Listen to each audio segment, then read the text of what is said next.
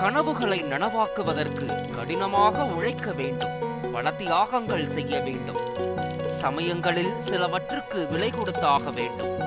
இப்படித்தான் ஆஸ்திரேலியாவைச் சேர்ந்த ஹாக்கி வீரர் ஒலிம்பிக்கில் பங்கேற்பதற்காக தனது விரலையே விலை கொடுத்துள்ளார். ஆம், ஆஸ்திரேலிய ஹாக்கி வீரர் மேத்யூ டவுசன் ஒலிம்பிக்கில் விளையாடுவதற்காக தனது விரலின் ஒரு பகுதியை துண்டித்து ஒட்டுமொத்த விளையாட்டு உலகையும் உருவம் உயர்த்த வைத்துள்ளார். 30 வயதாகும் மேத்யூ டவுசன் சில வாரங்களுக்கு முன்பு பயிற்சியின் போது விரல் பகுதியில் காயமடைந்தார். மருத்துவர் அவர் முன்பு 2 ஆப்ஷன்களை வைத்தார். ஒன்று, அறுவை சிகிச்சை செய்து விரலை பகுதியளவு சரி செய்யலாம். மற்றொன்று, விரலின் ஒரு பகுதியை துண்டித்து விடலாம்.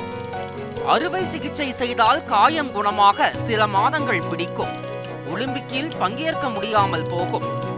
இப்படிப்பட்ட எண்ணங்கள் டவுசன் மனதில் ஓடி இருக்கும். அவ்வளவுதான், ஒலிம்பிக் கனவு முடிந்தது என அவர் முடங்கி போய்விடவில்லை.